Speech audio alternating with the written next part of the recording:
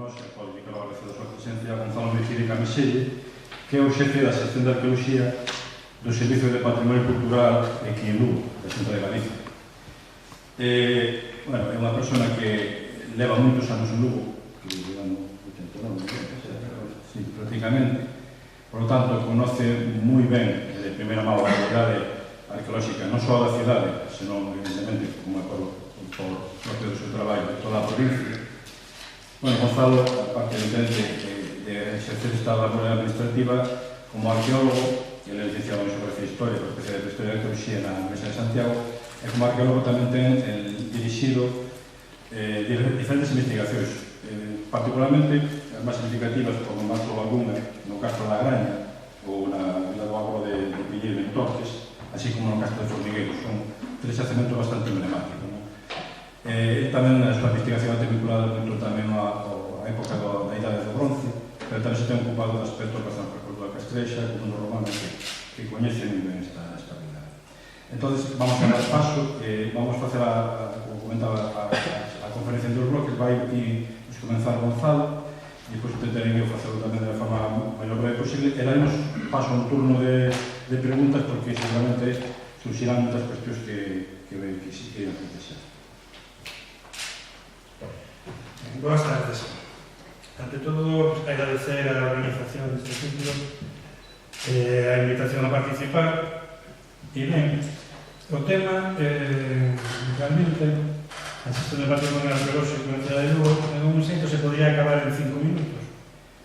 Porque realmente, desde o punto de vista da xestión, levamos un sistema de funcionamiento, creo que bo, prácticamente desde o principio dos 90 e sobre todo desde a aprobación do PETRI. E entón, pois, a xestión administrativa se reduce a unos pasos dos que falaremos logo. Por outra banda, penso, mirando as outras conferencias que houve, de que tedes todos, bueno, moitos evidentemente os que estáis aquí por experiencia propia, da importancia da labor en arqueoloxía levada a cabo nas últimas décadas. E máis, darnos xeito de pensar que a cidade de Lugo como xacemento, evidentemente hai unha historia antes do Lugo romano, investigadores e demais, pero a historia, digamos, do xacemento arqueolóxico de Lugo realmente case vai coa nosa xeración, ten un sentido un pouco amplo. A mediados dos 80 empezaron as excavacións sistemáticas e logo temos unhas décadas moi intensas co desenrolo da cidade e prácticamente foise esgotando o que é xacemento arqueolóxico. Evidentemente quedan posibilidades de intervención e quedan casas onde a mellor se fará pequenas intervencións, pero digamos o que é o máis importante, o gordo, xa foi intervenido. E que lo que foi o que máis ou menos pudedes ver nestas conferencias cara a recuperar e a interpretar o pasado da cidade histórica. Pero ben, no que é o noso campo, de nós como Servicio de Patrimonio Cultural, realmente abarcamos toda a provincia.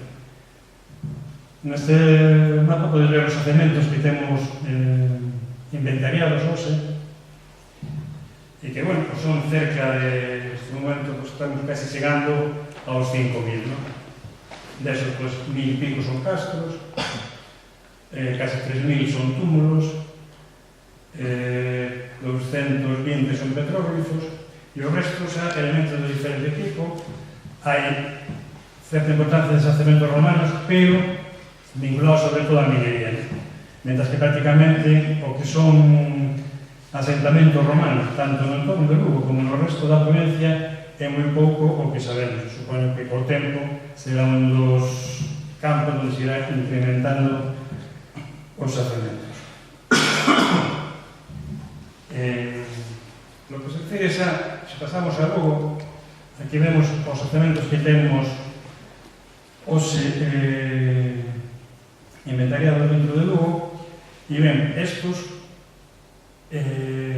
implican tamén unha labor importante no que na supervisión, o control, a autorización de todo o que sexan obras ou actuacións nos ascendentos e no seu entorno, que non se hai grafado. Estos son os entornos que establece o Presón de Lugo, dentro do que é a política de protección do patrimonio moi importante, pois que existan as figuras de ordenación, como son os planes de ordenación municipal, onde se califican os asentamentos arqueolóxicos e se establecen nos ámbitos de protección. Tamén dentro desto, se ata agora o noso interés foi basicamente cando se facían obras suxetas a licencia nesos entornos, desde aí, así, máis ou menos como un lustro, estamos prestando moita atención tamén a outro tipo de actuación, como son as forestais, xa que gran parte do noso patrimonio, especialmente todo o que é o megalitismo, atopase en montes, sobre todo en montes veciñais, e tamén outro tipo de actuaciones agrícolas, os cambios de uso da terra, actuacións que poden poñer en peligro a construcción dos cementos. Aquí vedes casos de superficies forestais que foron informadas e supervisadas por o Servicio de Arqueología. Tamén, lógicamente, no todo o Lugo tamén están as obras públicas. Este é un caso, el da autovía moi conocido, cando foi que hubo que cambiar. Por aquí vemos o trazado da autovía, como afectado o Castro Valente, hubo que cambiar o trazado, e por outro lado tamén atopamos como xacemento de importancia da Idade do Bronce, no que destacaba este conxunto desta estrutura anular, similar a luna que conocemos no norte de Lugo, e que foron datos, desde logo, de importancia sobresaliente. Pero, lógicamente, dentro deste mundo que destaca dentro do patrimonio de arqueolóxico de Lugo, o que máis destaca é a cidade de Lugo. A cidade de Lugo, nas últimas décadas, foi onde houve máis inversión, tanto pública como privada, na recuperación do patrimonio, moito máis que no resto da provincia.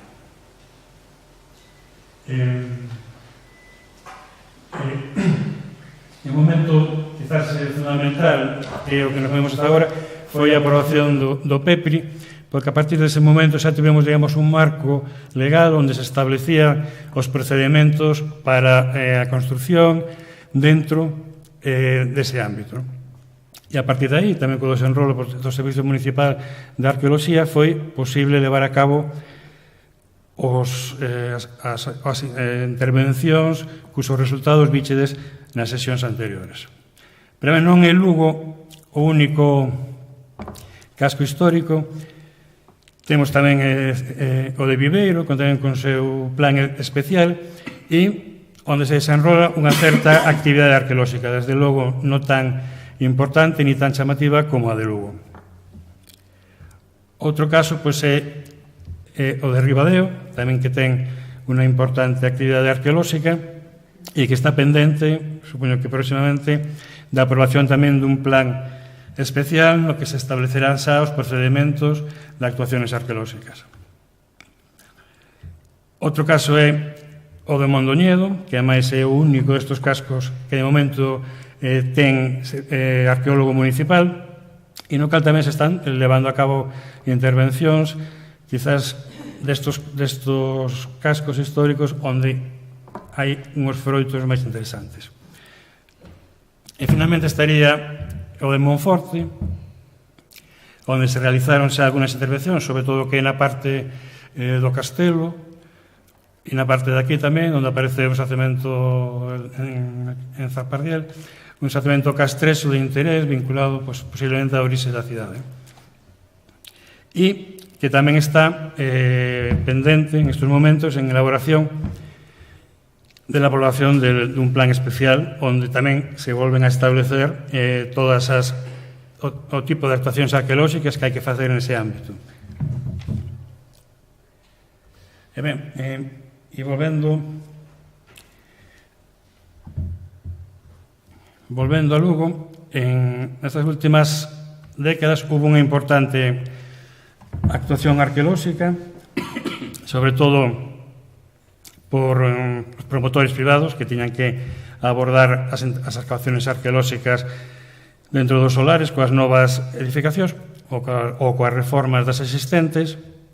Houbo tamén unha importante actuación por parte de Ligús con a rehabilitación da zona de Tinería, onde se fixeron moitas excavacións, tamén con importantes resultados, e algunos dos cuales pues, estamos esperando ver cal é a solución de musealización ou de posta en valor. Deste tema supoño que falará Enrique, pero tamén pode ser un tema de debate despois, o problema de como integrar estes vestixios arqueolóxicos, conservarlos dentro da trama urbana. E destas actuacións, era o tema, é dicir, na tramitación de todo esta actividade arqueolóxica, o PEPRI establece moi claramente cales son os pasos, non? E, basicamente, se xestiona desde o Concello. Desde o Concello establece, segundo o tipo de obra a realizar, cal é a actuación arqueolóxica apropiada, que pode ser, ás veces, a excavación en área, controles arqueolóxicos, sondaxes en zonas determinadas, moitas veces, pois, coa idea ou co obxectivo de non afectar demasiado o que o saciamento arqueolóxico, considerando que en moitos casos as casas que se rehabilitan son de pequeño tamaño e iso é, digamos, un hándicap para cualquier actuación arqueolóxica por problemas tanto de seguridade, polo espacio no que te moves, polas alteracións que xa ten o nivel arqueolóxico sufrido polas cimentacións da casa existente, polas canalizacións, etc. E entón, pois, buscando dentro, digamos, sobre todo no que é no Burgo medieval, afectar o menos posible a parte arqueolóxica, lógicamente, desde o Concello se analiza e se establece que tipo de actuación, que ás veces polo nivel ou pola cota onde aparecen os restos arqueolóxicos, a única intervención posible é a excavación en área, cando está en un nivel máis profundo, ao mellor o máis aceitado é preservar cara ao futuro os estratos arqueolóxicos. Unha vez establecida cal é a actuación arqueolóxica, pois o promotor presenta o proxecto e se é informado polo Servicio Municipal de Arqueoloxía e nos lo remiten a nos, que nos pois, tamén o estudiamos, analizamos e consideramos se é aceitado e normalmente pois, se informan, se autorizan. Logo, lógicamente, no desenrolo desa actuación pois está supervisada polos técnicos do Concello e tamén por nós, e en ese período que é a excavación, sobre todo se surden problemas, é cando se toman decisións, se modifican a mellor aspectos do proxecto inicial e, finalmente, unha vez rematada a excavación, pois tómase unha decisión sobre os restos. Normalmente, se hai restos, sempre casi, que hubo restos arqueolóxicos de entidades que se conservaron con distintas modalidades. A veces simplemente se volven a cubrir, se tapan con seu textil, se cubren, e outras veces optouse pola musealización cando estes teñen entidades e posibilidades tamén de ser musealizados e visitado, porque pode haber pola accesibilidade, porque poden ser, o conceito das fiestas arqueolóxicas, ou outros casos máis significativos, como pode ser no vicerrectorado, ou en San Roque, ou na Casa dos Mosaicos. Entonces, é dicir, ao largo destos anos, foise xestionando isto, creo que de maneira relativamente positiva. Sempre, eso quixera destacalo, sempre houve unha colaboración estreita cos arqueólogos do Concello, de xeito que as decisións foron, pois, de alguma maneira, eran sempre compartidas e non me lembro de ningún conflicto sobre algo que fose de importancia. E ben, para rematar, pois, bueno, serían as imaxes que conocemos todos, como estas do balneario, a piscina coas aras, en excavaciones de Ligús, en la Rua do Miño, me parece que es.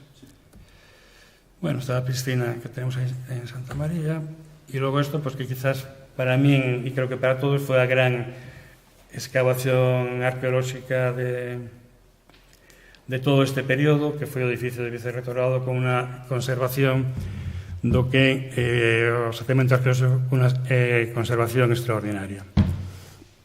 E ben, como dixen ao principio, realmente a xestión, falar da xestión, pois falase moi rápido. Os resultados creo que están aí. Que é discutible, que pode ser discutible algunas actuacións concretas, no sentido de si fose posible a conservación, e máis que nada a conservación ou a posta en valor, eso desde logo. Pero tamén, evidentemente, eso pues, depende da disponibilidade económica, da accesibilidade aos lugares, dos problemas posteriores de conservación, que son grandes, non? Pero, bueno, creo que se deron uns pasos e que, bueno, para ben ou para mal, o que a cidade de Lugo pues, deu o que deu, quedan cousas todavía en algunas zonas, pero hoxe temos unha imaxe realmente do que podemos conseguir. Bueno, pues, logo, espero que se queredes facer preguntas, supoño que ao final mellor para todos, e agora deixo che participar.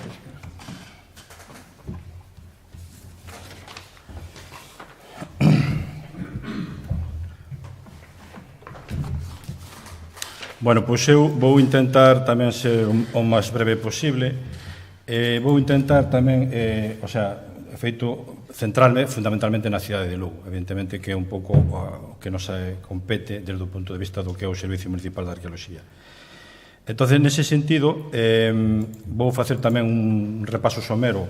A miña intención é para que vos teñades unha perspectiva do que de como foi a evolución nestes 30 últimos anos do que é a xestión arqueolóxica, e vamos ver desde o punto de vista tanto da parte administrativa como do punto de vista da sensibilización en este caso desde o punto de vista da administración e da cidadanía hacia os restos arqueolóxicos en Lugo, non?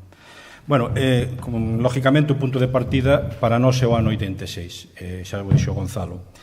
No ano 86, ca construción desos famosos 3 aparcamentos soterráneos, de repente, que en Lugo encontrámonos cunha nova realidade que é a arqueoloxía urbana. Algo que era descoñecido, al menos no ámbito noroeste, apenas habían feito intervencións en cascos históricos, e de repente se encontrámonos que estamos nunha cidade da que se sabía que era romana, pero da que apenas conocíamos pouco máis que a muralla e algún resto que de forma illada habían ido aparecendo con anterioridade ao longo de diferentes épocas.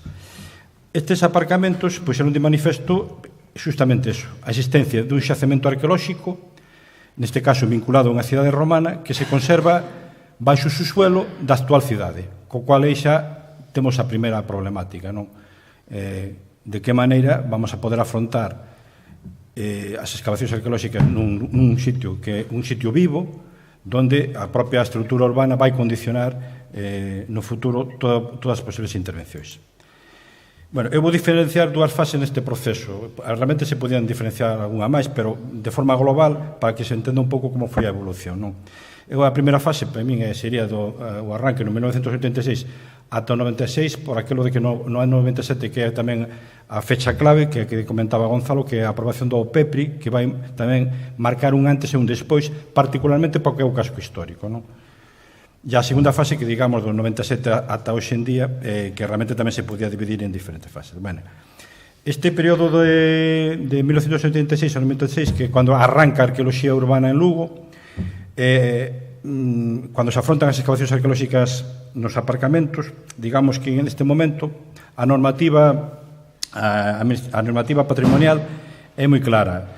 É dicir, temos un casco histórico que está declarado BIC, e que foi declarado como tal no ano 73, e temos unha lei de patrimonio histórico español aprobada no 85, que digamos que son as bases sobre as cuales se van precisamente a poder realizar estas actuacións arqueolóxicas, non? Naquel momento, ainda, evidentemente, a actividade arqueolóxica en Galicia e a normativa arqueolóxica ainda está verde, porque ainda prácticamente ni se había desarrollado, e por eso, basándose precisamente nestes dous elementos, por unha parte, a Lei do Patrimonio Histórico Español e, por outra parte, a Declaración do Conxunto Histórico de Lugo, elabórense unhas primeiras normas provisionais para excavacións de urxencia na cidade de Lugo por parte, neste caso, do que era naquele momento a Delegación de Patrimonio, non? Serían a base sobre as cuales se van a desarrollar a partir desta data e hasta a aprobación no ano 89 posteriormente no ano 95 ca Lei do Patrimonio Cultural de Galicia, todas as actividades arqueolóxicas e a ordenación arqueolóxica na cidade de Lugo, non? Isto foi clave justamente para eso, para facer unha primeira ordenación de como afrontar a problemática arqueolóxica en Lugo. E por outra parte temos o que é a normativa urbanística. Neste caso tamén hai un eido un vacío bastante importante, non?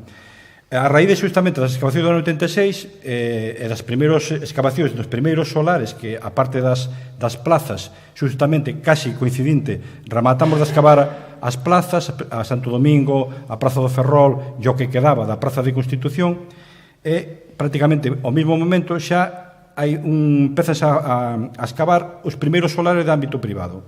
Concretamente, foi o caso do solar da calle Armañá número 4, onde estaba a antiga Gran Bretaña, chamado tamén solar de la Batalla, e con posterioridade, un pouco máis tarde, no este mesmo ano 86, o solar da Armañá 10, que foi onde apareceu o famoso mosaico de Dédalo e Pasife, non? Por lo tanto, que dicía, este debería pé a que, desde o Concello, houbera tamén unha sensibilización e se crease o Gabinete Municipal de Arqueoloxía ca Plaza de Arqueólogo Municipal, non? Que foi justamente creada nesta data.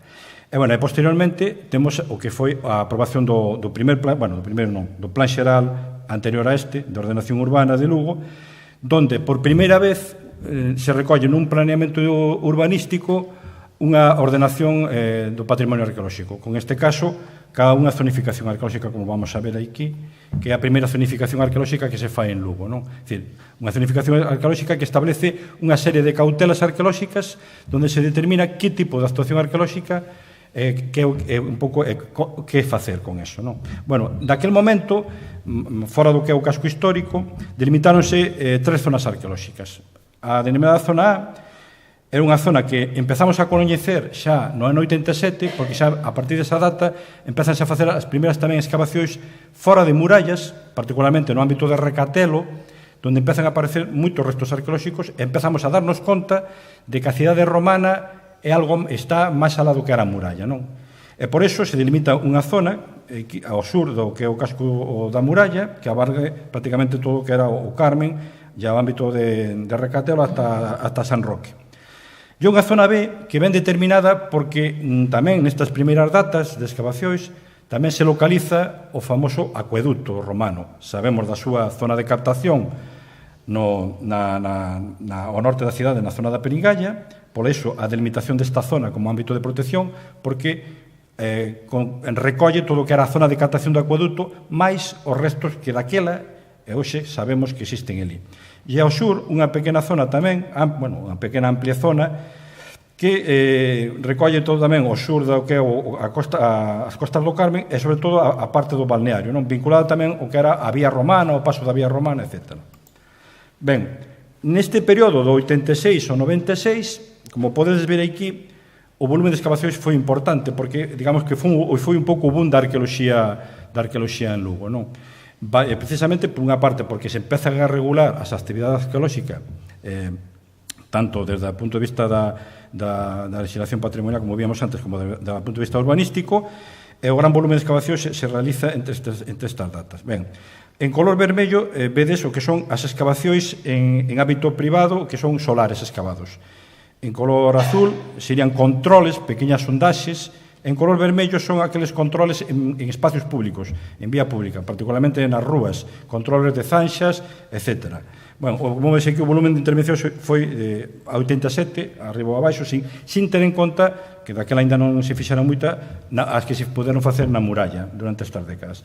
Ben, aquí, como vedes, predominan xa as excavacións no ámbito privado, nos solares. Aquí foi, digamos, o gran boom, e as quizáis, diría eu, que das excavacións máis importantes realizadas en ámbito privado se realizaron durante estas décadas, co hándicap, por outra parte, de que, efectivamente, nos estamos enfrentando a esa nova realidade que encontramos restos, documentámolos, pero que facemos con eles, non? Entonces, aquí, a arqueoloxía que neste momento se realiza é unha arqueoloxía fundamentalmente de urxencia, que está dirixida a excavación para documentar esa evidencia arqueolóxica, eses restos, e despois o planteamento non é que haya que destruir, simplemente que non hai unha opción B. É dicir, concretamente, poñovos un caso que hoxe non houvese acontecido, que foi justamente no ano 86 a excavación do solar Armañá 10, onde apareceu o mosaico de Dédalo e Pasífae, que actualmente está no museo. Ben, hoxe, evidentemente, sería impensable haber sacado ese mosaico do sitio no que estaba e haberlo trasladado, o desligar o elemento do seu lugar de ubicación. Se houbera planteado un proxecto de musealización como se fixo anos máis tarde na Rúa do Dr. Castro. Naquel momento ni se plantexou, o único que se pensaba era en preservar a conservación do mosaico e por iso se levou a cabo directamente a extracción dese mosaico, ou dos mosaicos, porque eran dous.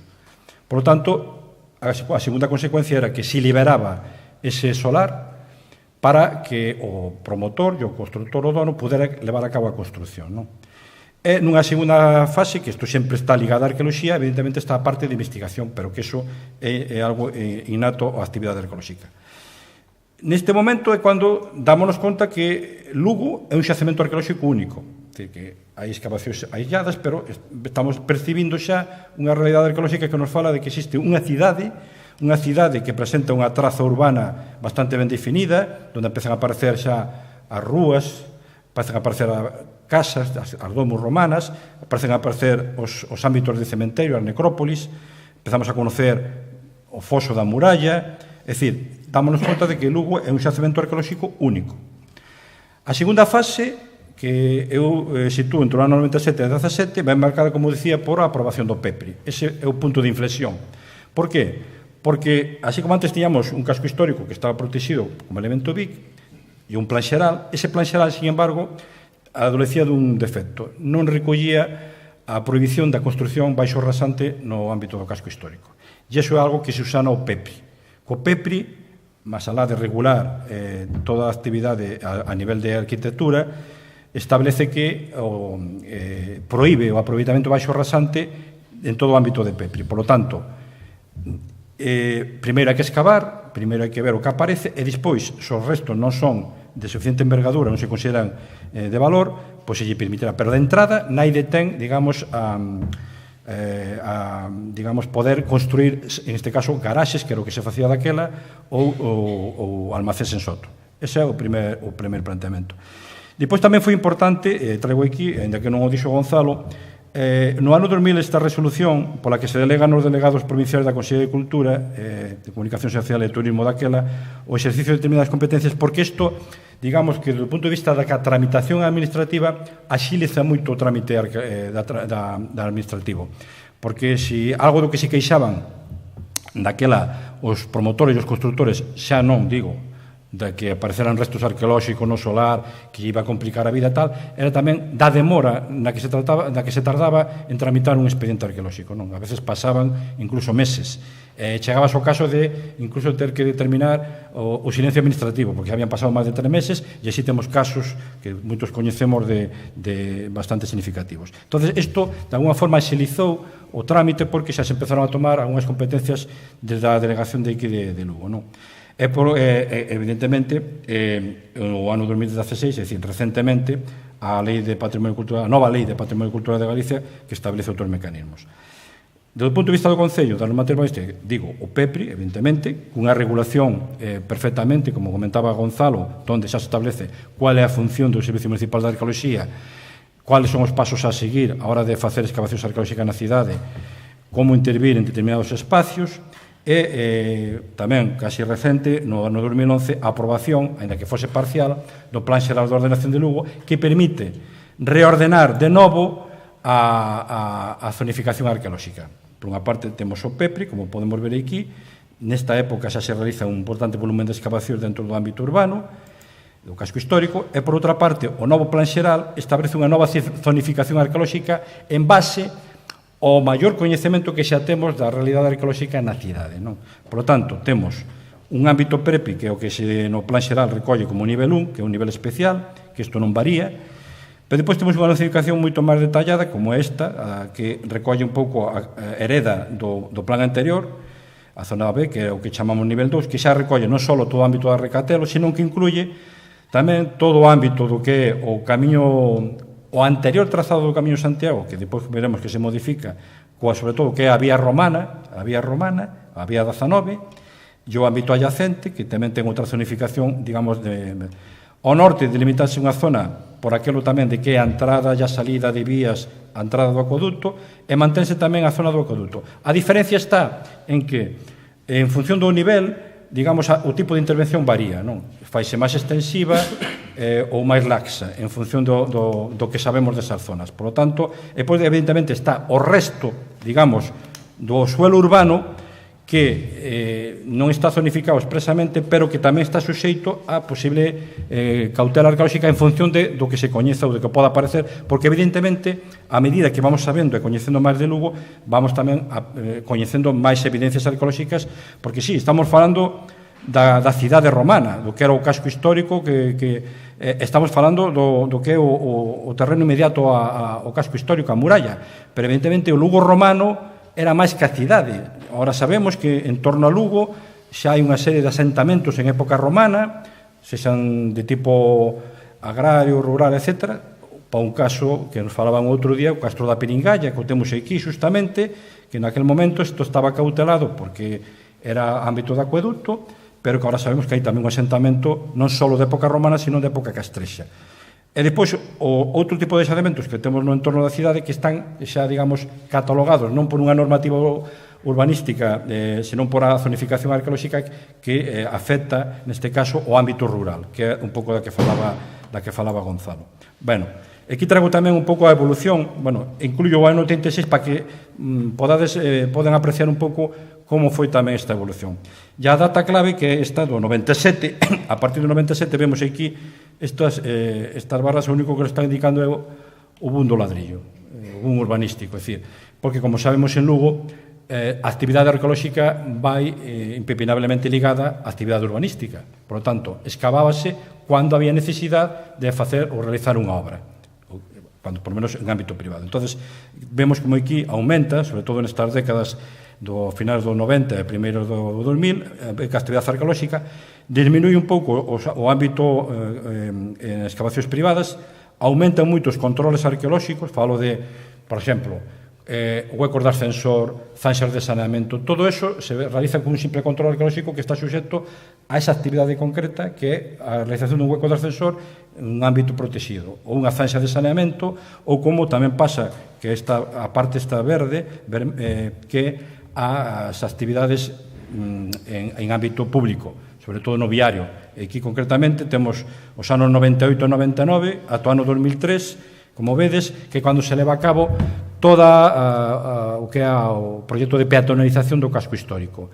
E, posteriormente, a zona de intervención da tinería, que a remodelación que hai todas nas rúas, todo eso foi suxeto de control arqueolóxico, como xa tamén se puxo de manifesto aquí en conferencias anteriores, con un resultado super positivo. E, pois, outro dato a ter en conta, a partir do ano 2005, incorporamos aquí un novo elemento, o que chamamos conservación, que é, a partir deste ano, cando se empezan a realizar as primeiras conservacións de restos in situ, dos que son os que coñecemos agora, vamos a verlo un poquinho máis adiante, como é Casa de Mosaicos, etc. Bueno, comentaba ahora, as intervencións se realizan en ámbito público ou en ámbito privado. As de ámbito público, evidentemente, están suxetas obras de reforma, sobre todo de viario, como pasou no seu momento nas prazas públicas, como foi tal, e depois, posteriormente, son sobre todo obras de reforma de infraestructura urbana, ou como pasa no caso da tinería, en moitos casos que son tamén, ou edificios públicos, non? E no ámbito privado, que quizáis sean o maior volumen de obras e as máis importantes, porque son as que permiten, por outra banda, realizar as excavacións en área, que é onde aparecen os restos, digamos, mellor conservados e onde temos unha perspectiva moito máis amplia do que son os restos arqueolóxicos. Vemos que pasamos dunha arqueoloxía de urxencia, que denominábamos nun primer momento de salvaguarda dese resto, a unha arqueoloxía preventiva, no sentido de que moitos xa contamos cunha normativa que nos permite prever, en algún caso, que tipo de restos pode aparecer e, por lo tanto, que tipo de intervención realizar. Da excavación pasamos á documentación e aquí xa se plantea o tema da conservación ou da musealización, é dicir, xa temos a ferramenta, que é a do PEPRI, que proíbe o aproveitamento no seu solo, e, por lo tanto, xa temos unha ferramenta para poder, digamos, dar un paso máis, que é o da posible conservación in situ, veremos ahora máis adiante como se pode realizar. A investigación, como dicía antes, que está implícita, e esa valorización desos restos, non? Poñerlos en valor, significa non só musealizalos, senón tamén levar a cabo ou realizar unha amplia labor de difusión e divulgación, que será outros aspectos que toque. Desde o punto de vista da excavación e da investigación arqueolóxica, Lugo xa o temos definido como xacemento arqueolóxico, e o gran volumen de excavacións que podemos apreciar antes xa definen o que era a cidade romana. Xa temos aquí o coñecemento do foro romano, do que nos falaron antes, xa temos definición de grandes mansións de grandes domus, xa temos definida os ámbitos cementeriais, tanto ao norte como ao sur, como sureste, como temos moita da trama viaria ben definida, os grandes establecementos termais, é dicir, xa temos o esquema base a lo que se denomina a forma urbis da cidade romana. Vale? E este é o punto no que estamos un pouco, non? Paso por encima, simplemente, que é un pouco o que comentaba antes Gonzalo, sobre o procedimento administrativo, que neste caso está ligado ou vencellado á consecuencia da licencia urbanística. Do Concello, o que dicía antes Gonzalo, xestiónase sempre cando hai un proxecto urbanístico, non? Hai un proxecto de construcción, por lo tanto, se está nun ámbito de protección arqueolóxica, hai unha tramitación administrativa que pasa desde a solicitude do proxecto arqueolóxico, a súa autorización e, por último, a resolución. E na resolución é un pouco onde está a clave de todo isto. É dicir, a resolución é que nos vai dicir se se poden conservar os seus restos ou se se permite a súa destrucción porque non teñen entidade e, por lo tanto, se lle dar continuidade ao proxecto de obra. Entón, aquí é onde se surxe a gran pregunta. É dicir, que facer cos restos arqueolóxicos cando aparecen uns restos arqueolóxicos e como valoralos? Non? Qual é o análise ou a avaliación que debemos facer, neste caso, desde o noso punto de vista, para a hora de decir se un resto debe ser conservado ou non? Evidentemente, aquí entran, son moitas as circunstancias que hai que tener en conta, non? Evidentemente, a importancia dos vestixios vai en función do volumen de obra da área excavada, a monumentalidade dos restos.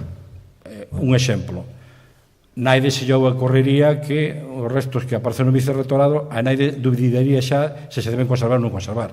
Esos propios restos xa están pedindo a súa musealización. Ben é certo que nese sitio se dá outra circunstancia a maiores, como é que un edificio público, administrativo, neste caso da universidade. Pero, evidentemente, se fora un edificio de ámbito privado, se daría a mesma circunstancia porque era impepinable que esos restos eran merecedores, ou, como comentaba antes, o caso da Casa dos Mosaicos, donde nese momento se planteou xa a súa conservación in situ, non se planteou tan siquiera a posibilidade de sacar o mosaico e leválo para outro sitio, non? Porque, entre outras cousas, é o que se fala aquí, non? Que considera que, en este caso, un ben, un inmoble, é inseparable do seu entorno. Entonces, a mellor forma de entender o mosaico non é na parede nun museo, é no sitio no que cumpliu a súa función, que é o caso de mosaicos. O que hai que facer é a musealización adecuada para que iso se poda entender. E, por lo tanto, outros puntos a valorar é a operatividade dese proxecto de musealización, non sempre factible leválo a cabo. Neste caso concreto, cito a Casa dos Mosaicos porque eu a coñezo ben, e houve que facer unha ardua labor de negociación ca propiedade de contrapartida no sentido de poder ceder a unha superficie máis para que esos restos, dada a pouca profundidade a que aparecían, poderan ser musealizados e, sobre todo, visitados, accesibles, non? Entón, a resolución é que determina Destrucción dos restos porque non teñen gran significación, porque hai que tamén dicilo, non todos os restos arqueolóxicos que aparecen en Lugo son merecedores de ser conservados. Entonces, se a obra, as características da obra o permite, se pode destruir, pero tamén acaba a opción de conservalos in situ, ben, no mesmo lugar que estaban, tapados, simplemente, construindo unha placa de hormigón que permita que o inmueble poda ser operativo, falo dun baixo comercial, falo dunha tenda, etc., ou a súa conservación mediante un proxecto de musealización. E aquí é onde quero entrar agora xa un pouco co tema da conservación, non? A conservación in situ do propio PEPRI xa se plantexa, non? En dúas modalidades, atendendo a ser un terreno privado ou un terreno público. Dicía, en soto, baixo edificación, que poden estar tapados, simplemente, preservados para que nun futuro se poderan musealizar, ou, se son merecedores, cunha protección, tapados cunha protección adecuada, ou se son merecedores mediante un proxecto de integración no espacio do inmueble e ao mesmo tempo accesible ao público. Tamén podía ser ao aire libre, sin ningún tipo de edificación. Non se dá unha circunstancia. Quizás o que máis se podía parecer a isto, veremos despois, é o caso, por exemplo, do resto do Círculo das Artes. Está nun espacio privado, un patio entero, o aire libre, ainda que está ahora mesmo protegido por unha cristal, pero sería un caso destos, de que están integrados, digamos, compatible co uso do edificio. E despois, digamos, que en cuanto a terrenos públicos, que os casos tamén que coñecemos e que levamos a cabo, esa integración desos restos se realiza dentro do que é a paisaxe urbana, non? En plazas, exemplos, vamos a ver agora, Santa María, etc., ou tamén ocultándose e tapándos para que, pensando que ao mellor nun futuro poda ser factible a súa tal. Bueno, trago aquí os exemplos que todos conocemos. Conservación in situ, en soto, nun espacio privado, onde se leva a cabo, un espacio privado que pasa a ser público, porque este caso concretamente era unha edificación privada, onde o propietario levou a cabo a excavación, porque era obligatorio, quería aproveitar ese baixo comercial, aparecen esos restos, dado ese interés de restos, hai unha negociación por parte das administracións. Neste caso, o Concello, quizás é significativo porque é o primer lugar dentro de Lugo no que se leva a cabo un proxecto de musealización in situ, e depois tamén o que trae detrás, non? É dicir, este caso é o propio Concello o que chega a un acordo ca propiedade para adquirir, é dicir, o Concello cómpralle o baixo, o soto, a propiedade pode levar a cabo a rehabilitación da vivenda e incluso o aproveitamento enrasante do que é o espacio comercial que agora ten, e por outra parte a administración, neste caso autonómica, a Xunta, leva a cabo o proxecto de musealización. É un pouco tamén a maneira de que as dúas administracións de funcionar, non? De como se poden levar a cabo este tipo de proxectos sempre e cando haxa un bon entendemento. É digamos, o primer proxecto de musealización que se leva a cabo, creo que quizás dos que mellor resultado deu a todas luces. Evidentemente, con todos os problemas que plantexou. En espacio público, por exemplo, San Roque, plantexou tamén moitos problemas. O resto de San Roque aparecen, por unha parte, parcialmente dentro dun inmueble privado, pero a maior parte en espacio público, co cual houve que levar a cabo unha reforma do planeamento para poder ese espacio que ocupaba a rúa e integralo dentro do que vai ser o proxecto de musealización, non? Entonces, isto sería un espacio cuberto, pero que tamén está dentro dun espacio público. Espacio público, espacio privado, neste caso máis público que privado, o que comentaba Domos de Mitreo, que evidentemente non hai dúbida que era un espacio que necesariamente e obrigatoriamente pedía conservación, entre outras cosas porque, vamos, xa o teño dito aquí, é excepcional, pero é excepcional porque vai ser moi difícil que nos podamos encontrar, ojalá me equivoque e este equivocado, pero vai ser complicado que nos encontremos cun caso parecido ou semellante a este, non? Por máis que nada polo grado de conservación e a súa excedencia de conservación. O espacio público, que é a integración digamos, dentro do que é a trama urbana, non? De maneira que se integre nese espacio, pero que ao mesmo tempo non supoña, digamos, un perjuicio ou un obstáculo. É o que hemos chamado, o que denominamos esas ventanas arqueolóxicas. Praza Santa María e Praza de San Marcos. Bueno, é un bon exemplo, por unha parte, de integración de un restos arqueolóxicos nun espacio público, sin que, digamos, se perjudiquen de maneira E ao mesmo tempo é un bon exemplo tamén para ver de que maneira, que é unha das cousas que agora estamos vendo, esos restos se poden ou non se poden conservar, porque son moitas os factores que condicionan, a veces incluso se pode plantear, por que? Porque as dificultades, tendo en conta a climatoloxía de Lugo, é dicir, todos estes factores xeoclimáticos poden incluso dificultar, pero bueno, cunha boa labor de mantemento, que neste caso que fai a cabo o Concello, pois é factible que este tipo de restos, tendo en conta que son restos de gran entidade, bueno, sin máis, o da Piscina Santa María, que como sabedes xa había aparecido no ano 60 e que xa tuveron a precaución de enterrala pensando xustamente nesto, en que algún día se puderse recuperar esos restos e facer o que facemos hoxe. Isto tamén sería o caso, por exemplo, das ventanas arqueolóxicas na Rúa San Marcos, perdón, Dr. Castro. Ben, este é un espacio que, cando se escavou a rúa, encontrámonos co que nos esperábamos, con mosaicos. Evidentemente, esperábamos os mosaicos, pero non ese grado de conservación. Entón, nese momento, xa se planteaba a posibilidade, que o que casi demandaba todo o mundo, como podemos facer para que estes mosaicos podan ser contemplados e, ao mesmo tempo, non impedir o tránsito na rúa, tampouco ser un perxuicio para o comercio nesta zona, e facer compatible a conservación co uso diario da rúa, non? Bueno, naquel momento a solución non eran moitas, porque plantear unha cristaleira en toda a rúa sobre a cual transitar os problemas que sabemos hoxe que ten xustamente estas ventanas, porque os cristales agora non son antideslizantes, son antideslizantes, etc., era bastante gordo. Con todo, o que está claro é que baixo a actual rúa, o pavimento da rúa, os restos se conservan tal o que debe ser aquí. Decidiuse buscar esta solución intermedia, que é de crear pequenas ventaniñas, é dicir, pequenos puntos de visibilidade para que a xente tamén se sea consciente de como é onde aparecen os restos, e ao mesmo tempo é unha chamada de atención para que, en este caso, a xente poda ir visitar a Casa dos Mosaicos, que é a que está ao lado. Pero, como isto do mundo da tecnoloxía avanza a un paso tan axigantado, mañá podemos ter unha solución técnica que nos permita habilitar dunha maneira sencilla, non moi costosa e práctica, unha especie de cuberta que nos permita poder contemplar, porque de feito os restos están aí. Por lo tanto, cabe esa posibilidade que moitos destes restos que quedan ocultos nun futuro poden ser recuperados para a súa museación e visita, non? Bueno, outros exemplos de pequenos tamén pinceladas de restos que se foron conservando en diferentes espacios. Isto que tedes aquí é unha pequena ventana que está no propio espacio da Oficina de Turismo da Xunta de Galicia, en na Rúa Miño. Esta tamén, que antes enseñaba Gonzalo, que tamén dentro dun ámbito privado, que coincide nun patio da vivenda que se rehabilitou justamente nun proxecto do IGUS, e se puderon conservar estes restos dunha casa, con muros e un patio empedrado. Este que temos aquí, que conocemos ben, que é esta estrutura funeraria que temos aquí á entrada deste edificio, ou recentemente integrado dentro do Centro de Mastologías muros da Basílica Romana, que interpretámonos como Basílica Romana.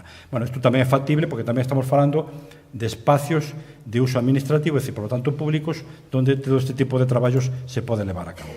Por lo tanto, dentro do panorama, digamos, xa temos unha ruta romana bastante, digamos, notoria, porque aparte desto hai moitos outros elementos que aquí non trago por non dilatar isto máis, pero hai puntos, digamos, dentro de toda a cidade onde podemos ter unha perspectiva xa de que Lugo romano era máis que a muralla, era máis que mosaicos, era máis que vitreo, era máis que... É dicir, que hai pequenas pinceladas na ventana da Rúa Nova, unhas fornos que se conservan na Rúa Nova, etc.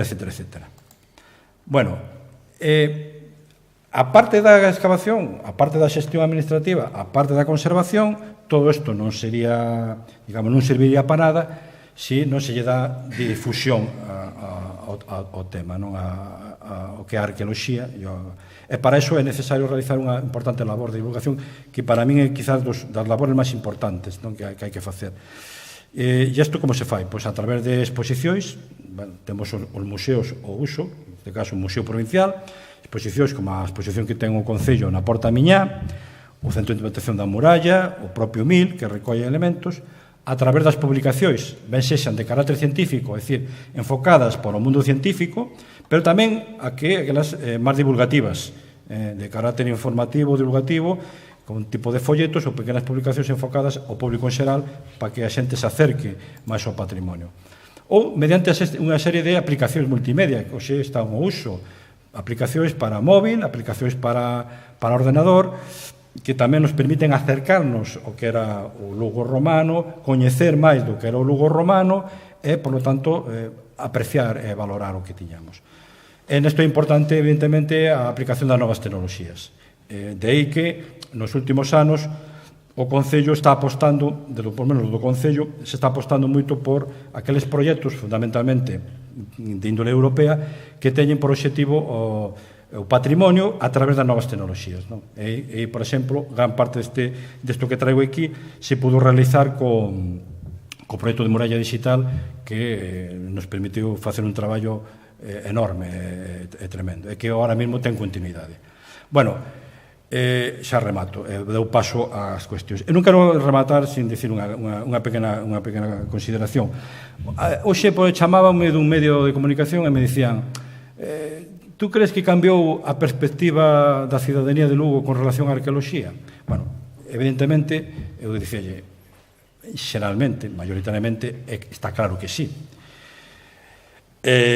Ya hoxe a percepción que ten a cidadanía de Lugo sobre o que é a arqueoloxía e sobre o que era o Lugo arqueolóxico e o Lugo romano, evidentemente, é moito maior da que tiña fai 30 anos. E nesto, pois, justamente, creo que contribui moito todo ese traballo de conservación, de divulgación e difusión que se fixo tanto por parte das administracións, neste caso a Administración Autonómica ou o Concello, na parte que compete, por parte dos centros museográficos, como é o caso do Museo Provincial de Lugo, todo aquilo que contribuya a poñer en coñecemento todo este rico pasado, todo este rico patrimonio, creo que nos favorece a todos. E, por lo tanto, nese sentido, penso que sí, que evidentemente hoxe a cidadanía ve a figura do arqueólogo, evidentemente, con un coñazo, porque sigue sendo un coñazo para moita xente que lle perjudica o realizar a excavación arqueolóxica, pero ao mesmo tempo xa pensa en que tamén iso vai ter unha repercusión máis alá do que o ámbito privado. Bueno, e nada máis, simplemente daros as gracias, e se queredes ahora damos paso, porque me imagino que habrá moitas cuestións que se podan plantexar relacionadas con esta problemática, e damos paso ás preguntas que queiráis formular.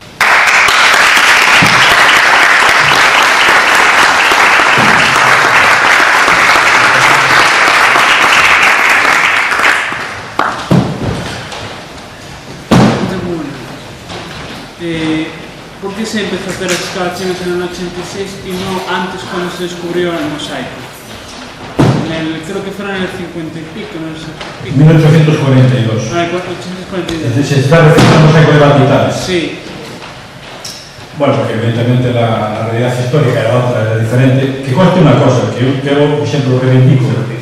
No año 42, cuando aparece un mosaico de Batitales, a la vez que se lleva a cabo en aquel momento por, digamos, as persoas que estaban vinculadas ao patrimonio, en este caso foi a Sociedade Económica do País, en Quinú, que levaba a cabo unha labor importantísima que non só documentación do mosaico, sino incluso a súa conservación. Ben, a verdade que depois de outras circunstancias que tardaron, que non permitiron que o mosaico se conservase como es debido, porque evidentemente os medios que había daquela eran diferentes. Pero teño que dicir que naquela xa había un pensamento para poñer en valor ese mosaico e poder facelo visible desde a propia rúa. Xa ho documentado máis veces que había un proxecto que se presentou para facer unha estrutura sobre o mosaico e que se pudera ver desde a rúa. Entón, quer dizer que nese momento non era a situación diferente. O por que despois, en 86... Eu creo que é importante, bueno, aparte da democracia e do patrimonio histórico español, é moi importante a construcción da autonomía en Galicia e a partir de aí que se vai creando tanto desde o punto legislativo como administrativo se vai creando unha organización, unha conciencia de abordar a conservación del patrimonio arqueológico. Vos non sei se sabedes que, por exemplo, a mediados dos 80 que foi cando case eu empecé a ter un contacto directo coa arqueoloxía, a mediados dos 80, as concentracións parcelarias neste país se cargaban de unha forma, por exemplo, en Pastoriza, en Belmorto. o 90% dos castros foron arrasados pola presentación parcelaria, estamos falando no 90 e pico. Eu participar incluso con a excavación en Boi Morto no Castro Real, que pudimos recoller moita documentación, pero era en medio dunha parcelaria e logo pasou a pala e salían correndo por todas partes, rodando muiños por todas partes, non. Eso era, digamos, a mediados dos 80 o que tiñamos. Logo, pois, eu creo que os desastres da parcelaria, mas logo, cando se inicia a arqueoloxía urbana, non hai un cambio de conciencia, polo menos desde a administración, e creo que pouco a pouco tamén dende a ciudadanía, e hai xa un interés en esa conservación, como se marcaba lá, igual non marcaba xa desde a República, non? Pero é a partir de aí, creo que cando se dan pasos, ¿no? O desenrolo da autonomía, do goberno autónomo, da administración autónoma, se dan pasos importantes.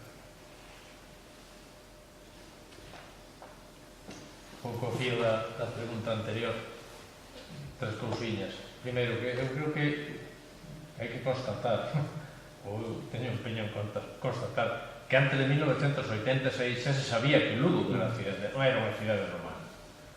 O sea, a data de 1986 é unha data clave, unha data fundamental.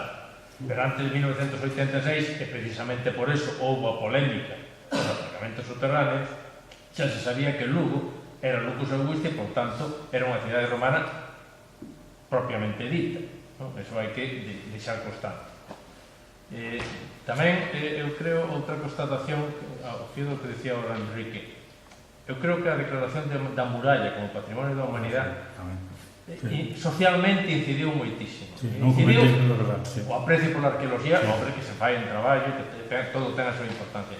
Pero a trascendencia, digamos, social, mediática, que tivo a declaración de patrimonio da humanidade para a muralla, e despois para máis elementos, eu creo que xa digo, fundamental, básica, para que a sociedade asumira. Totalmente. Teño contado que antes de eso había xente que propoñía aparcar os coches, por exemplo, en todo o xardín que está pegado a muralla, cousas como esta. E logo unha última cuestión que vos pregunto, cal é a vosa experiencia, aspectos positivos ou negativos, porque hai dos dous, das chamadas ventas arqueolóxicas? Que recomendaría de seguir facendo ventas arqueolóxicas? Eu teño claro, é dicir, eu creo que hai que analizar caso por caso.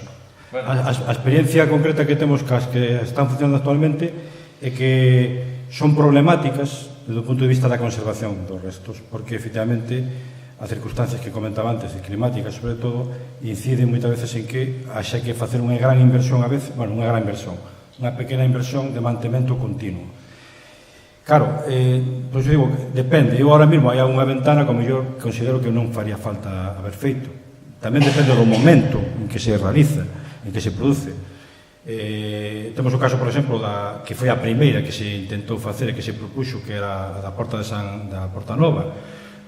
Isto está claro, é evidente que eso non favoreceu para nada nin os restos, nin a súa visualización.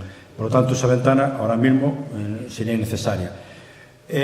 Noutros casos, por exemplo, Santa María, eu creo que Santa María é un bon exemplo de que sí, nese caso, esa ventana arqueolóxica que está ben integrada no espacio, creo que favorece tamén a difusión do patrimonio, neste caso, un elemento, evidentemente, moi significativo e moi chamativo, que é o modelo do mosaico, pero, así como tamén isto é extensible a propia conservación de restos in situ, eu creo que hai que analizar cada caso en función do tipo de resto, das características dese resto e da viabilidade que poda ter a conservación dese resto. Estou de acordo, non lle vexo en outras partes. Ao final, as ventanas arqueolóxicas, eso ten que ter un buen mantenimiento, ser elementos que destaquen moito, se non se acaban convertindo casi en un mobiliario urbano, porque pasa a xente sin ser consciente. Mas que logo que é algo que se aprecia en buen estado, se aprecia de noite só, porque de día prácticamente con luz non o ves, non? Co cual, se hai algunos casos concretos onde non haxa outra alternativa e se xa un elemento moi importante, ben, pero non creo que se xa o camiño así de futuro. No, pero xa digo, en circunstancias especiales, por exemplo, Dr. Castro, pues estánse revelando bastante inútiles, no sentido de que apenas se aprecia nada, porque, que dicía, é dicir, por exemplo, houve que cambiar o cristal. Por qué? Porque o primeiro cristal que se puxo, que xa levaba un antideslizante, a xente se queixaba porque resbalaba. Claro, houve que ir a un cristal que permitise, co cual houve que aumentar o grado de tal, eso pedía visibilidade. Entonces, pero bueno, o objetivo máis que nada, e nese caso é desde un punto de atención, tendo en conta que temos ao lado a Casa dos Mosaicos para que a xente se dirixe. Por si solas, evidentemente non cumplirían, non servirían para nada, porque xa digo, non... Desde o punto de vista da conservación tampouco é preocupante, no sentido porque está integrado, todo ese espacio que hai debaixo da rúa está integrado no propio centro, co cual é factible a súa conservación. E ten razón, que, bueno, xa notei antes tamén que antes do 86, efectivamente, digamos que a arqueoloxía urbana empeza no 86 no sentido do punto de vista do que é a normativa, a legislación, porque se empezan a dar as primeiras normativas, pero efectivamente logo era coñecido xa, se nos remitemos a Conde Pallares, por exemplo, xa nos falaba do que era Lugo romano, non? Etcétera, etcétera. E o da muralla, que evidentemente non o mencionei, creo que tamén sí, foi clave, porque non só lle cambiou a mentalidade da xente con relación á muralla, porque sabíamos todos o que pensaba moita xente da muralla, senón que cambiou a percepción con relación ao patrimonio histórico en xeral. Buenas tardes, Enrique, buenas tardes. Prefiero expresar en español, intento manejar mejor. Como compañero de facultad te voy a hacer una pregunta que a lo mejor te resulta un poco gracioso, no lo es. Yo digo, tengo dos preguntas. La primera es, ¿hasta qué punto las excavaciones arqueológicas pueden paralizar el gremio de la ciudad? Porque yo, posteriormente debido al trabajo, que me topaba con gente, ya están ahí los condenados, los arqueólogos evidentemente que me están jodiendo la obra, que no se puede seguir trabajando. Vosotros, ¿cómo valoráis que se paralice, digamos, el gremio de la ciudad debido a los yacimientos arqueológicos? Como, digamos, como habitantes del Lugo, no como arqueólogos, porque eso ya creo que sabéis, o sea, no es como... Eu non falaría... E la otra es, perdón. y Gonzalo, después, más tarde, al acabar, la famosa Cova Moura, que creo que estas zonas, que no viene mucho aquí a cuenta, pero... Digo que eu non falaría de paralización, en todo caso, de ralentización, porque está claro que en Lugo... O Lugo urbanístico sigue crecendo, ya... Y que la famosa carretera de Autoría Santiago hubo que desviarla, Ahí al todo de Coeses, cae el yacimiento... Bueno, pero xa estamos fora do que é o ámbito urbano, xa tocamos outros temas. Pero nese caso actuouse, aparte supuso unha inversión ao Estado moi importante, se foron 3 millones, 4, o que costou a cousa, pero actuouse. E logo, o que decía referente a Lugo, é pola miña experiencia e polo que vexo no resto de Galicia, sendo Lugo a cidade con diferencia, con máis excavacións arqueolóxicas e con resultados máis espectaculares, e onde, polo menos, desde 2000 e pico e máis nos últimos anos, onde os trámites se fan con máis axilidade.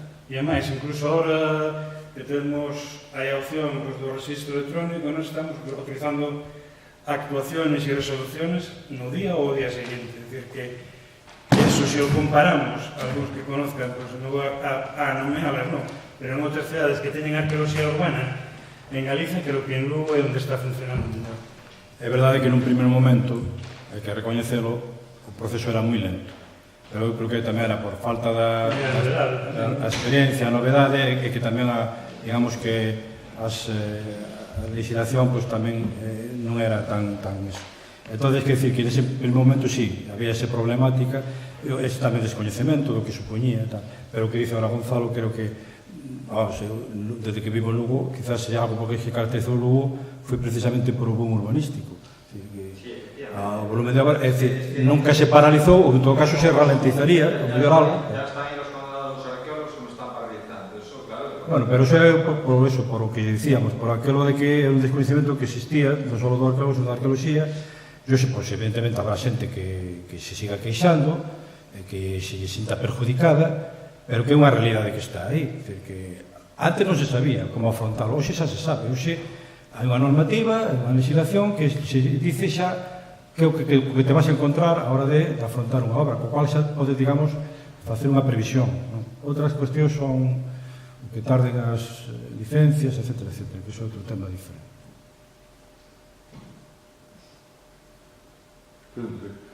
Vou sacar un tema igual espinoso, pero aproveitando aquí que hai aproveitando que estamos falando os técnicos O eres o menos adecuado para sacarlo. xa non, aproveitando que está tamén Felipe, directores de museos por aí, temos de todo en Lugo xa, non? Xa se fixeron muitísimas cousas, xa vimos difusión muitísimo, vemos que a sociedade pois xa, o que decía a última pregunta, penso que xa non pasa tanto, non? Pero, a Festival de Lugo, todo isto, pero eu, miña opinión personal, sigo botando en falta o tema do Museo de Organización, o famoso museo, non como museo da organización, porque igual non fai falta un museo de organización, porque Lugo non é só de época romana. Un museo, non, sino un centro de investigación que aglutinara pois, todos os materiais. Os investigadores que queremos os materiais, pois, materiais para investigador, un museo social, arqueólogos. Entón, que opinión tedes? Eu creo que o que nos gustaría a todos. E eu creo que, por exemplo, cando se comenzou este período de excavacións en Lugo, o que se falaba sempre que debía de integrarse, é dicir, non ser excavacións particulares con distintos arqueólogos sin conexión entre eles, sino que o mellor é ter un centro de intervención. Pero, bueno, claro, eso son decisiones políticas que implican a súa inversión, política de museos non vou a meter neso, ¿no? Pero digamos, seguramente todos os que están traballando en museos querrían máis inversión e máis posibilidades de actuación, ¿no? Hai unha cuestión conceptual, o sea, que a veces se quere contrapoñer centro de investigación e museo. Un museo é un centro de investigación.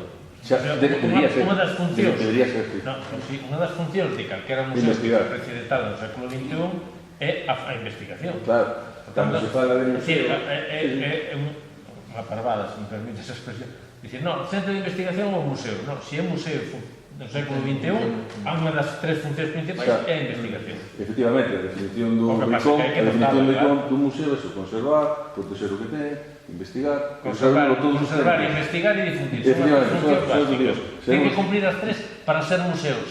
Efectivamente, pero eu que son investigador. Estou facendo a tesis, para ver os materiais que hai desde os últimos anos, pois teño que desplazar a Museo Provincial e unha parte. Outra, antes, desde 2005 para aquí, hasta que se fixo o depósito en Viladonga, non había onde ver os materiais. Vai ser algo normal, sempre, que te tengas os investigadores. Xa, pero eu vou a Braga, os materiais a Braga, total intervención, base de datos, aí os tres. É o que debería ser. Entón, cando a xente pide un museo de organización, sempre pensa nun museo, expositivo, para ver pezas e tal, pero non só a exposición, senón a investigación. E despois, a exposición que temos das pezas en Lugo, sabemos ben, son de excavacións de fai máis de 20 anos. De 20 anos para aquí, os lucenses, os que venen de fora, non podemos ver as pezas que aparecen, porque non se expoñen, porque non hai un sitio onde se expoñen. É un problema gordo. Sabemos, hai pezas que aparecen en excavacións que deberían estar en vitrinas e non hai onde poñelas. Entón, é un problema gordo que as administracións, eu penso que falase moito nas redes sociais, na prensa e tal, pero aquí que estamos uns cantos técnicos, a administración, empresas privadas, directores de museos, eu penso que un foro onde se podría falar, máis que nada, para que quede aí, e se alguén que resulta, que iso. Creo que a necesidade é impepinable.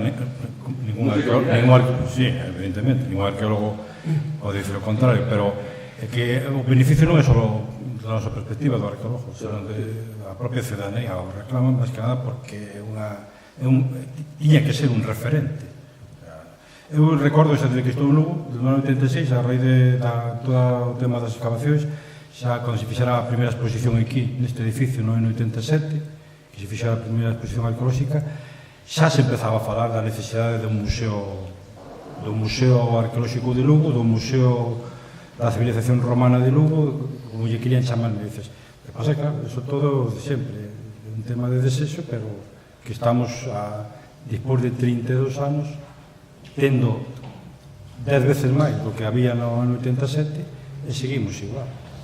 Pero non creo que eso sea unha cuestión, evidentemente, dos arqueólogos ou dos técnicos, neste caso. É un tema que... É un problema de política cultural. Exactamente. Xa sabemos onde está o problema. Xa, pero os técnicos que falamos, os arqueólogos, e o que supiramos por mesmo. Claro. Sí, yo creo que... En vez de dicir o contrario. Bueno, ¿y por qué no aprovechar el cartel de San Fernando? Hombre, eso yo creo que alguien ya lo sugirió. Ahí hay una idea con ese tema. Vamos, pretender convertir eso en un grupo escolar cuando hay centros de enseñanza y tenemos menos alumnos en los centros de enseñanza. Eu creo que chegamos a un momento en que xa non importa onde, senón que o que pasa que é verdad que o que tamén hai que ter en conta, o que hai que ter en conta que a moitas veces se ignora, decir, que falábamos agora. Un museo non é só un centro de exposición. No. É fundamentalmente un centro de investigación, almacenas, é dicir, o museo ten que crecer tamén. E hai que tamén ter en conta que os espacios dese museo, que os espacios que vai necesitar un museo. Creo que a Aurelia nos pode falar bastante ben deso, non? Eu quería decir efectivamente que as posturas aquí relatadas, estas tres últimas cuestións mencionadas, non son en absoluto diverxentes. É dicir, é certo que, como dice Felipe, un museo é un centro de investigación, pero necesita medios tamén para investigar, non é solamente estudiar as súas pezas, é realmente estar en proxectos e máis. E ten moitísima razón Roberto que o que falta, e quizás o mellor, podo poñer de exemplo o Museo da Evolución Humana coa paralelo Centro de Investigación, que están obviamente relacionados, pero son dous, digamos que dous organismos distintos. Entonces sí que é certo que para vos, os arqueólogos, un centro común que non seña dunha administración concreta ou dun museo concreto, un centro de investigación, sí que é realmente importante, entendendo como laboratorio, con todos os medios, con posibilidade de acceso ás pezas, con toda a tecnoloxía que non temos nos museos, nin sinceramente vamos a ter a corto ou medio plazo, non? Eu non o vexo nin por espacio, nin por medios, nin por tecnoloxía. Entón, e no museo, o sea, no cuartel de San Fernando, hai unha falacia que se repite con bastante frecuencia, que a veces incluso ven cartas na prensa, que para que se quere un museo máis, un museo que un atraso, que unha entidade morta. Que non é museo máis, porque estás falando... É precisamente un museo, unha entidade que está aberta todos os días, que está aberta pola mañá e pola tarde, incluso ten actividades pola noite, mentras que un colexio, por exemplo, ten uns meses de vacacións, un auditorio só ten actividade puntual tal día ou tal outro, de grandes espectáculos. É dicir, o único centro que pode dar vida continuamente, mañá, tarde e noite, todos os días, é precisamente o museo. Sí, estamos de acordo, pero un... E nese sentido, digo, xente de aquí e xente de fora. É o que produce un movimento continuo. Non un día, sí, e dez, non. E non un mes, sí. É un centro de actividade cultural. É un centro de actividade cultural. Un museo con letras mayúsculas, non? Investigación, observación, difusión. Ten que ter técnicos. Porque, senón, malamente podemos poñer materiales se non sabemos o que temos. Porque temos centros de miles de fragmentos que non están inventariados. Non sabemos o que temos, porque é imposible todos os arqueólogos, porque vos sabedes mellor que ninguén, é imposible a cantidad de material, de documentación que temos en Lugo, de todas estas intervencións, todos estes anos, habría que pararse, de reflexionar e dicir, hai que parar, non é escobar máis, xa, escobar mínimo, e dedicarnos a estudiar todo o que temos, porque é que non sabemos. Eso é unha clave. Eso é unha clave, porque, e iso, os arqueólogos teñen a súa responsabilidade. Sí. Porque cando un recibe o permiso de excavación, sabe que lle di que, entre outras cousas, ten que inventariar os materiais. Sí.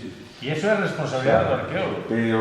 Pero parar eso significa parar a actividade urbanística na cidade. Porque no momento que a excavación está vinculada aos proxectos urbanísticos, entonces o que hai que habilitar son os medios para que justamente ese proxecto arqueolóxico se poda desarrollar completamente e non só limitarse ao que é a excavación, que ese é o grande efecto que está habendo. Evidentemente, pero a ver, estamos falando... E entraremos en outras cuestións. Sabemos que hai excavacións que hai que facelas, porque senón non avanza, e obra está. Pero sí que hai outras excavacións que non se necesita facer, que están facendo distintos ayuntamientos, que se excavado o castro aquí, meter máis problemas de conservación por aí, os arqueólogos que son moita culpa. Pero bueno, son outras decisións, non? Pero é que hai que facer, se traballo hai que facer xa. Mais que nada, por dentro de 50 anos, a responsabilidade nosa, e evidentemente dos directores de cada intervención. Pero é distinto de facer unha excavación normal, que, por exemplo, o Celso, no vicerrectorado, iso é inasumible para un director, para unha persona sola, un equipo técnico, ou excavacións raras. É inasumible, e sobre todo, según esta lei, que todo carga o promotor. E vai seguir cargando. É dicir, non lle podemos pedir a promoción privada que faga a investigación. A investigación ten que ser ou da universidade, ou da administración autonómica, ou da que sea. Pero a investigación non lle podemos pedir os dos privados, é a minha opinión. E así está o tema.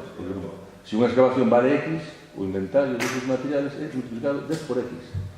10 por X. E entón, por eso non están esos materiales entregados, porque non están inventariados. Entón, como vamos a facer un museo para explicar o que hai, se non temos que inventariado? Restauradores, cantos restauradores farían falta en nómina para restaurar todas as pezas que temos de bronce, monedas, para pegar as pezas, para hacer vitrinas? Todos vamos a Braga, que bonito este museo, claro, non sei cantas pezas hai, non hai muchas máis.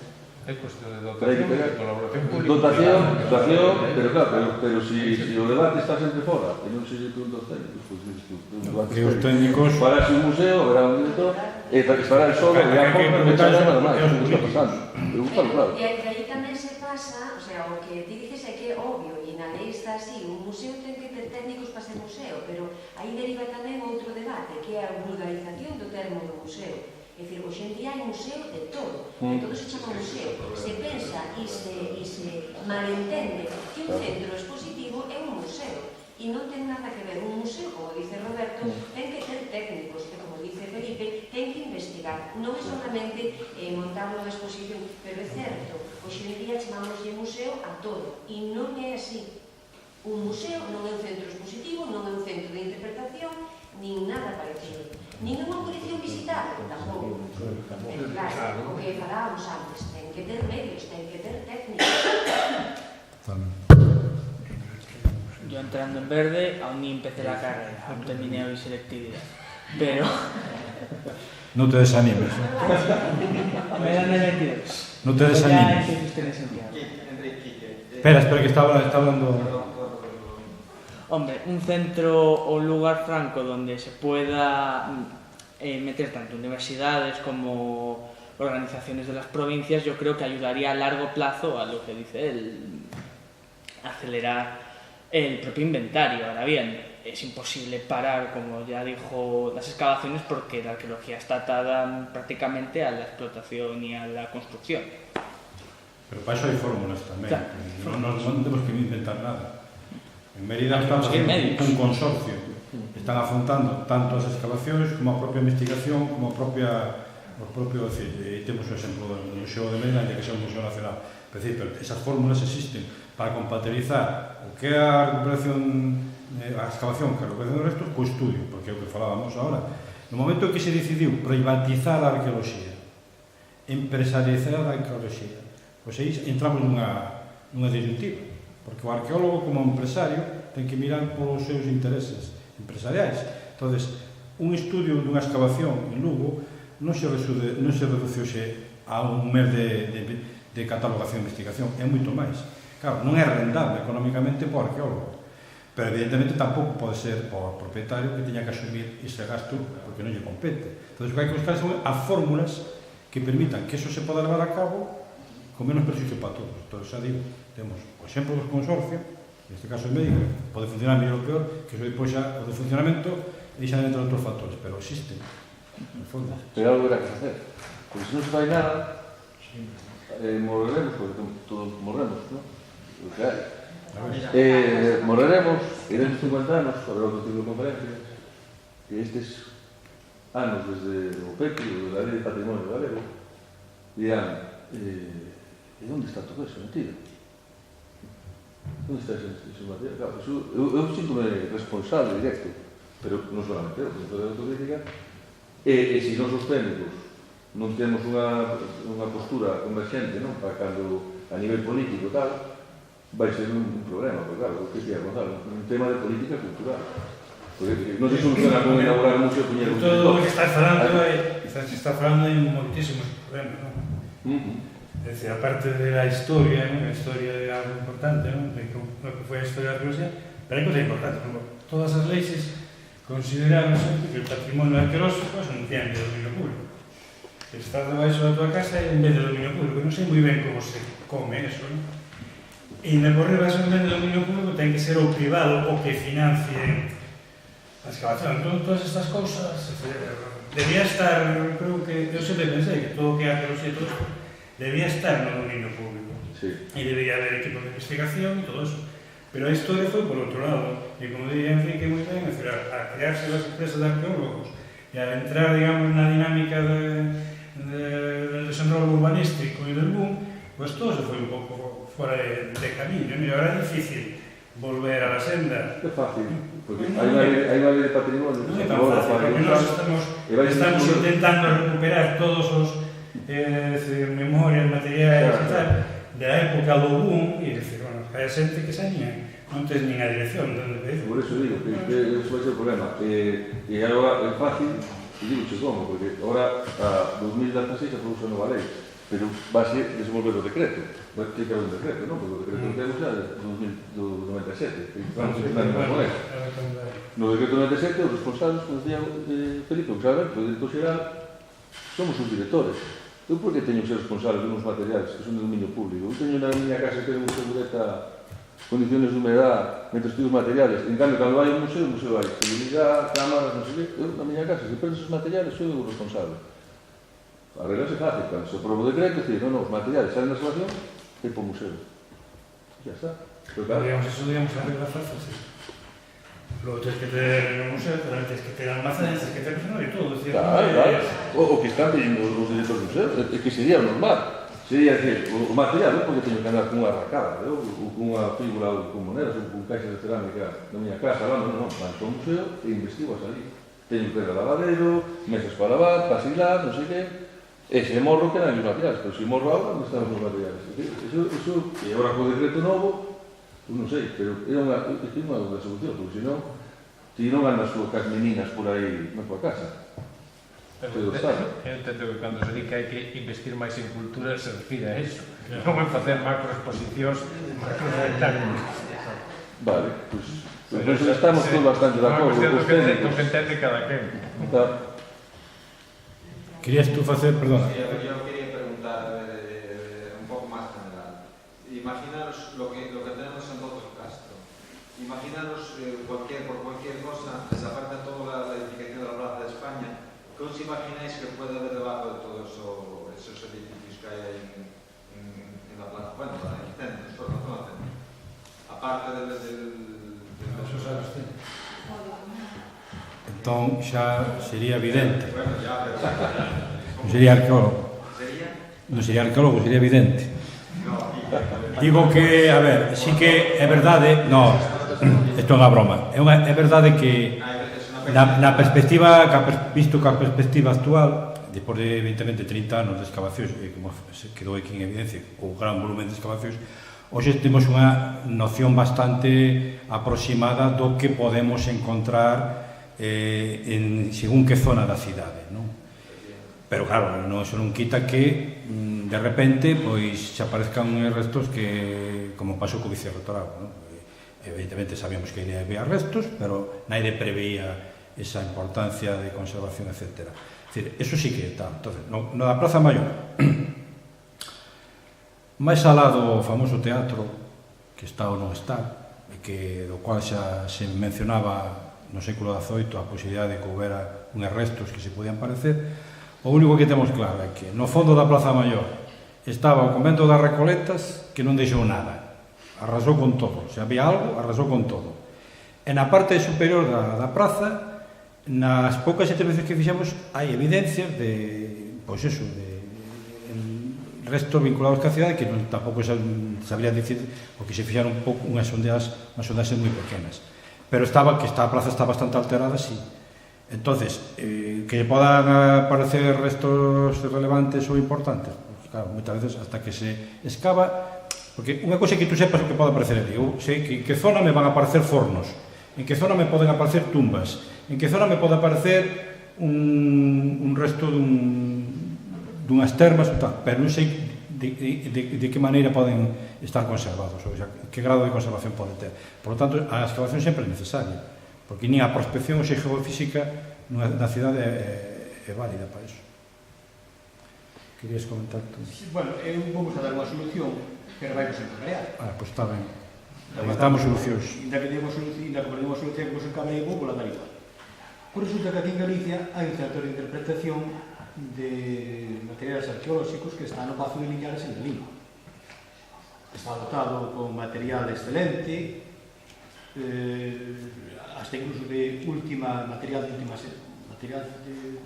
de última generación a toda a historia. É unha serie de material que hasta incluso moitos arqueólogos non saben nin utilizar. É dicir, un coche de carreiras para xogar un rapaz con que. Pero bueno, está aí. Púxose onde non se pediu, Pazo de Liñares. E aquí que vexo que tiña moitísima demanda, non supongo. Iso é desde logo para cabrear, lógicamente, porque estou vendo que te dá razón, nese sentido. E outros sitios onde non había esa demanda, así se puxo, se descentralizou de Pontevedra, se descentralizou a la línea toda a historia, pero iso que está reclamando, eu creo que é moi xusto, moi necesario, e que é unha demanda totalmente implícita a todo o que estades facendo e ao punto no que chegastes aquí en Lugo en investigación arqueolóxica en excavacións, desde logo. Ahora, sigo vos dicindo que podedes mandar o material para o Pazo de Liñares a inventariar e a estudiar.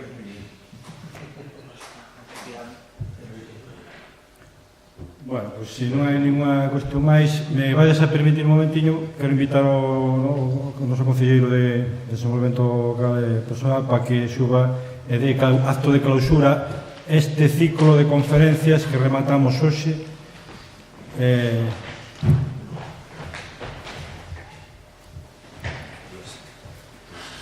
E simplemente, desde a miña parte, agradecervos a todos que tuvestes a ben asistir a todas estas charlas, a vosa presencia e a vosa colaboración. Sin vos, só dicir, non sería posible. Gracias.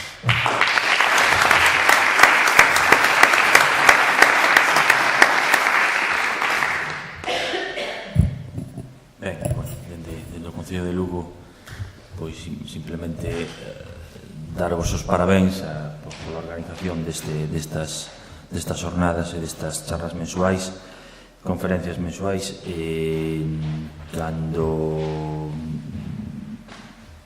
xa nos pasou, bueno, unhas jornadas internacionais sobre cerámica, cando a mí me falaron deste tipo de eventos, eu sempre, xa o dixen tamén en outras jornadas, sempre propuxen tirar para adiante, porque creo que é unha das cousas que faltaban precisamente no Concello de Lugo, difundir todo aquilo que non se coñece, non existe na realidade actual na que vivimos. Entón, creo que todo o que fagamos sempre para difundir todo relacionado cos traballos que realizamos desde as diferentes administracións e de todos os profesionais, pois temos que difundilo para que todas as persoas, todos os cidadáns sepan valoralo, aquilo que non, como dixen antes, aquilo que non se difunde non existe e tampouco se acaba valorando. Entón, para nós, estas conferencias foron un éxito, estuveron, a verdad, que sempre cheas con un aforo casi completo, e nada, espero que poidamos seguir difundindo todo isto en xornadas, en conferencias, e precisamente, ahora, unha vez clausurado este ciclo de conferencias, tamén se abre unha exposición asociada a estes eventos que, bueno, despois pode explicar un pouco Enrique a importancia desta exposición. Eu simplemente, nada máis. Sí que, bueno, sobre o debate que se suscitou despois da conferencia, sí que quería un pouco mellor indicar varias cousas, non? Para min non é unha paralización o que que se teña que facer un desenvolvemento urbanístico non é unha paralización ou non é un atraso que se teña que facer un estudio arqueolóxico. Eu creo que o atraso é non facelo. Para min o natural é ter que facer un estudio arqueolóxico. En calquer desenvolvemento urbanístico hai unha porcentaxe de terreo que hai que destinar a zonas verdes e hai un porcentaxe de terreo que hai que adicar a solo dotacional, porque o urbanismo se entende como unha especie de, non sei como explicalo, é un dereito que ao mesmo tempo leva aparellado unhas cuestións de que falabais un pouco de un aproveitamento de uns terreos que realmente, para min, eu entendo que non son titularidade dunha persoa, pero non son propiedade dela. É dicir, a terra o planeta é de todos. É dicir, porque eu edifique, pois non signifique que teña todos os dereitos do mundo, pero ningún deber. E o urbanismo, eu creo que por sorte, pois se vai camiñando hacia esa filosofía. Se eu desenvolvo urbanísticamente unha parte da cidade, pois teño que, como vou obter un beneficio económico, pois teño tamén que en ese beneficio económico calcular pois toda unha serie de cargas para que a cidade se poida desenvolver dunha maneira sostible. E o estudio arqueolóxico pois tamén entra dentro desa filosofía.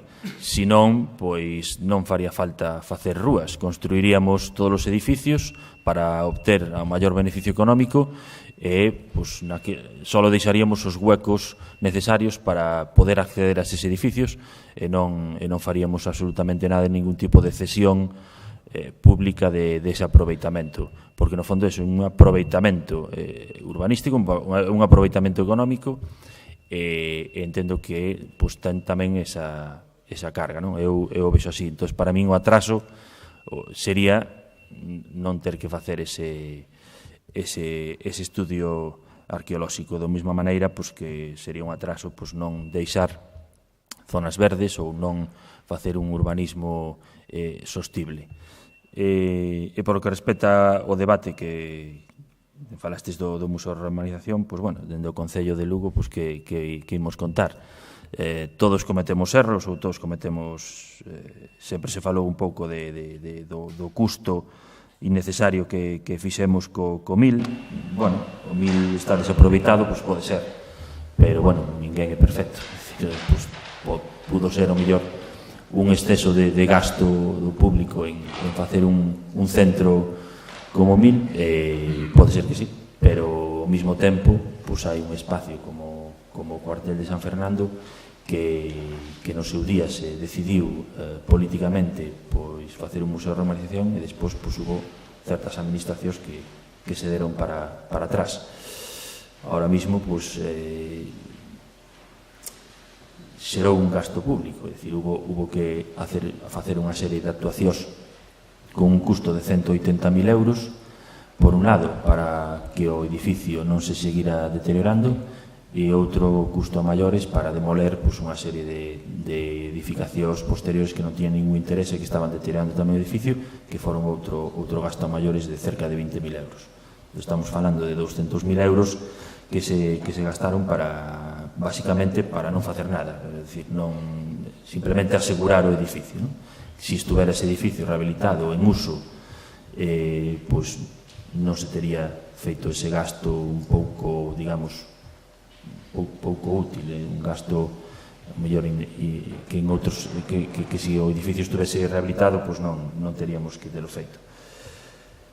Nós seguimos apostando porque aí vaya un museo da romanización, e sí que é certo que concordo con algo do que se falou aquí respecto a que sea un centro de investigación. Supoño que todas estas cousas, ao final, eu non entendo moito de arqueoloxía, tedes que perdonarme, pero supoño que todas estas cousas ao final non deixan de ser pois cuestión de tomar a decisión, non? Pois fai un par de anos pois aquí inaugurouse en Lugo o CEBIOVED, que é un centro de investigación en saúde e sanidade animal, e foi porque se tomou esa decisión, e porque desde diferentes estamentos, sobre todo a Universidade de Santiago de Compostela e a Xunta de Galicia, puxeron o diñeiro que facía falta e o fixeron. Entón, bueno, moitas veces estas cousas é porque é cuestión de decidilo e facelo e punto, non? E nada máis, bueno, perdón polo rollo que acabo de soltar agora. Nada, parabéns, espero que nos sigamos vendo en conferencias e todos aqueles eventos de difusión da importancia da arqueoloxía en Lugo, tanto para investigación como tamén como para un valor en sí mismo, que un recurso turístico que atrae a xente e que pode mellorar a economía da cidade. Nos aquí non temos unha fábrica de Citroën, nin temos unha fábrica de Inditex, pero temos un importante valor arqueolóxico que debería de xerar, e creo que sí, que cada vez está xerando máis riqueza, aparte do entorno natural e do valor natural que temos aquí na cidade, temos tamén ese valor arqueolóxico que temos que aproveitar para seguir medrando como cidade e nada máis. Unha aclaración xa que mencionou o concelleiro, que fai referencia a esta exposición. Bueno, a idea é que como colofón a este ciclo non é unha exposición ao uso, é unha especie de retrospectiva destes 30 anos, sobre todo a través da fotografía. Vamos a traballar con fotografías tanto de reportaxes gráficos de prensa como de fotografía de excavación, acompañado mellor con alguna pequena peza arqueolóxica e tal, que a idea é esa de ver un pouco como foi evolucionando non só a arqueoloxía, senón a propia cidade, porque isto tamén nos dá pé para ver que pasou en Lugo nestes 30 últimos anos, a través dos ollos dos arqueólogos, en este caso, que vamos ver que cambiou a cidade, todos estes proxectos que se foron levando a cabo, vinculados moitas veces a propia arqueoloxía, desde a petonización do casco histórico, ao desarrollo da rehabilitación da antinería, a grandes excavacións, aos grandes centros de interpretación, etc. Así que nada, invito-vos a ver se para o mes de xullo, máis ben na segunda quincena, podemos levar a cabo e nada, estades invitados para aquí. Gracias a todos.